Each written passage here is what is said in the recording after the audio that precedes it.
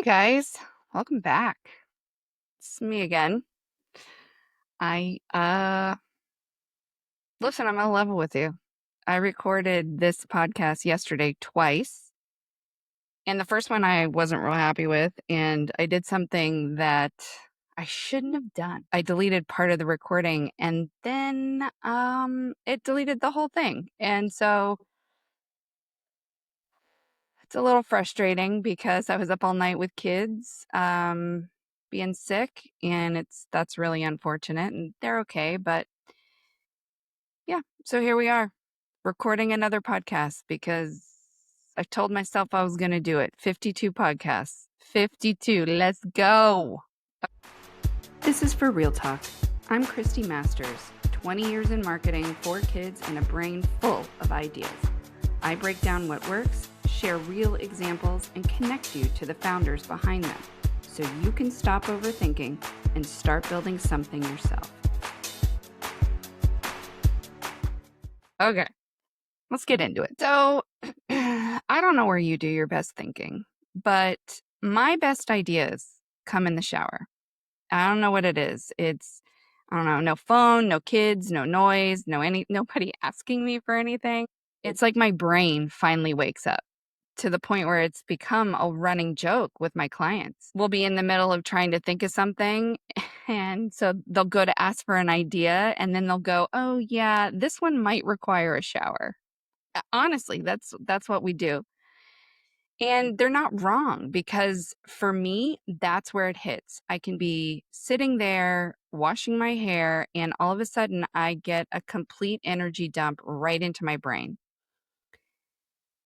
And what I've realized is that's not random, okay? All day long, I'm looking at things and thinking something's off here. And I don't always have time to sit with it. Hello, case in point, kids and sickness, and I just don't have the time to really focus fully on the idea. But the second I get quiet, it's like, ooh, there it is. There's the idea, there's the thought, there's the magic. And that's where this whole idea comes from.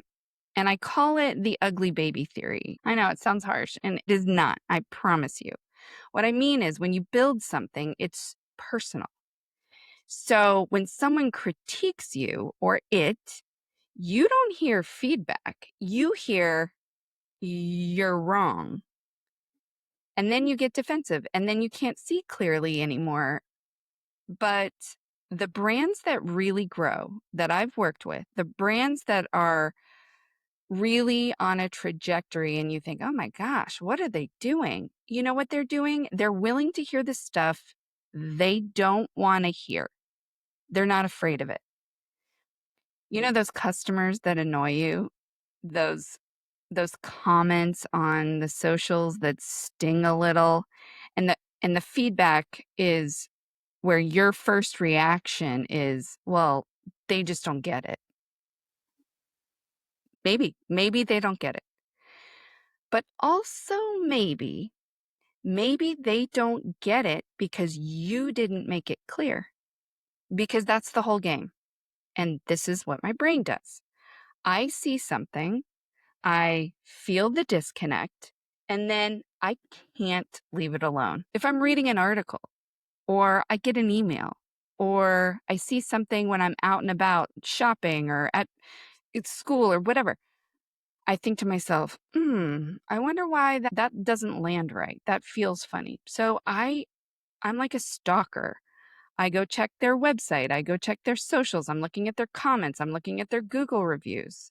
I look at their YouTube. I read the comments because that's where the direction really is. If you're going to be honest with yourself, you're going to take those comments, you're going to hear what they are, and you're going to go, okay, this is it. This is where it's breaking. But I don't immediately jump to conclusions. I really try to let things sit a little so I can have the time to really process everything. And really that's when the shower ideas hit, because Now my brain, I've seen the problem, I feel the disconnect, I've done the research, and now my brain has something to work with. Okay, here's a perfect example for you of how my brain works. It's a Saturday morning. I really should be getting up to jump out of bed and get breakfast ready and get myself ready for a typical Saturday in my life. I have 4 kids. So, that means whatever games we're schlepping to, who's going where, did somebody sleep somewhere, what are the logistics, is the dog fed, has the dog been walked, all of the things. But me, I'm scrolling on my phone this Saturday morning before I should be jumping out of bed, and I see this head of marketing job pop up in my feed from the WNBA, and I'm like, wow, that is so interesting, right? And it says apply now. Do I apply now? No. You know what this girl does? I go do the thing. I'm on their website. I'm on their socials. I'm on their YouTube. I'm reading their comments. And at first glance, right, it feels lackluster. So what do? I open up my notes app because I've got 1 million ideas pounding through my head. And at first glance, I could tell that it was really manufactured, generated content, forced content, not organic. And that's when I'm like, okay, so something's definitely off. Then you know what happens to me? Then I get in the shower and it hits. And here's the line that came to me. In a world dominated by decades of men, set the standard. And the campaign idea that came to me was the girls are watching. I was like, that's it. That's the whole thing. You can lie to me. You don't have to tell me it's good. I thought it was good. I thought it was genius because they are. The girls all over the country, they're watching. They're watching everything. And I'm thinking, why aren't we leaning all the way into that? So why isn't there a full YouTube series for every team? Real day in the life, not overproduced, not polished. What habits do they have? What does training look like? What was hard about getting here? Show me. Show me everything because that's what our girls need to see. And then looking at their socials, I'm thinking, okay, why are we still pushing highlight reels? The things that happen on the court, of course, you want to show it. Like, that's super fun. But the things that the girls are really watching on YouTube, it's makeup tutorials and these idiots on there doing ridiculous things. You have real women here who are doing real amazing work and they're talented. What are they doing in their day? What can these girls start to emulate in their day? That's where my brain goes. All those YouTube shorts, go look at any influencer YouTube shorts that is applicable to, kids aged, I would say, 8 to 17. And you see that it's full of nothing. These people are doing really nothing. But the WNBA women, they're doing something. They are grinding. Show the girls. Show these girls that. Give our girls personality, humor, what they eat, what they think, what they wear. Let them be people. Hand them their phones. Hand the players their phones. Let them tell you, day in the life, outfit of the day, workout, this sucks, my dog died. Like, let them connect with these women. That would be super impactful. And that is going to make a customer base that's already out there digesting content feel connected to the WNBA. And then, of course, I always go product. I always go there. And why aren't we making things girls actually want? Okay, shoes. Shoes. Everybody does shoes. I get it. What if it's not just merch you're peddling? What if it's an identity to something greater, something to work for.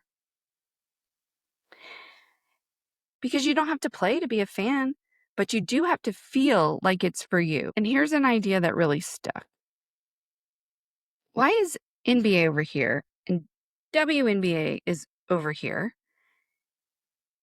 And you feel like they're two separate, complete entities. Why aren't we showing them together more? Why aren't we showing men? And I'm not saying that you don't have a men and women league. I'm saying, why can't we show them supporting each other? Show them on the court together, just having fun, shooting free throws. Have the men be like, oh yeah, she's good. I mean, those kinds of interactions are going to play harder in the minds of girls. Like, hey, there's a balance here. Hey, I don't have to necessarily play like a guy. I can play like a girl and still be good. And that's me calling their baby ugly. Not because it's bad. I mean, everything they have out there, is it terrible? Am I tearing up the person that put it together? No. But I'm telling you, it doesn't hit as hard as it could. And that's just one example. I do this with everything. A couple of years ago, I wrote a letter to Katie Couric that I never sent, but I still think about. And it's the same thing. Before I even wrote that letter, I did the thing. I was getting her emails every day, and I read her book, and I was like, yes, women in media, that's what I want. And I started getting her emails, and I'm like, this doesn't really land where I need it to land. I'm on her site, I'm looking at the content, and I can tell what she's trying to do. It's more informal than traditional media, which, cool. It's a little more conversational, but it's just not quite landing because for me, it feels forced. I want to be like, are you giving me serious journalism, or are we trying to make this a little lighter to digest? Because right now it's kind of sitting in the middle. And for me, it's just missing. And once I felt that, I couldn't unfeel it. So I wrote her this letter. I told her, I said, love what you're building. I read your book, Going There. Big fan, huge fan. And I subscribe to your emails, but here's the thing. I feel like there's a story missing in journalism, in American journalism. There's this whole storyline that everybody is missing. And I gave her this example. I said, my friend moved from Florida to DC for 1 year, right before the 2016 election. And she came back, I think it must have been late October. She came back right before the election. And we're sitting down at the park with the kids, having a play date, sitting on the bench. And she looks at me and she goes, I am so excited. I am just so excited. I have already booked my hotel and plane tickets to go watch the first woman president get inaugurated. That's how sure she was after living in DC for 1 year. Now, meanwhile, I've been left behind in Florida. And I remember sitting on that bench, looking her kind of like bewildered. And I just turned to her and I said, Trump wins this. And she was fell off the bench. She was like, no chance. I just kind of shut up. I was like, how do you not see that? And then the election night happens. And guess what? Everyone was shocked. Every reporter on every channel, except for one, shocked. And I'm sitting there watching the coverage and I'm like, how are you shocked? How did you not see this? Everybody has been seeing this. We all predicted this. And when I really sat and thought about it, my takeaway from that is most major media and all the personalities, they live in these major cities, surrounded by people who pretty much think the same way. And that's not the full picture.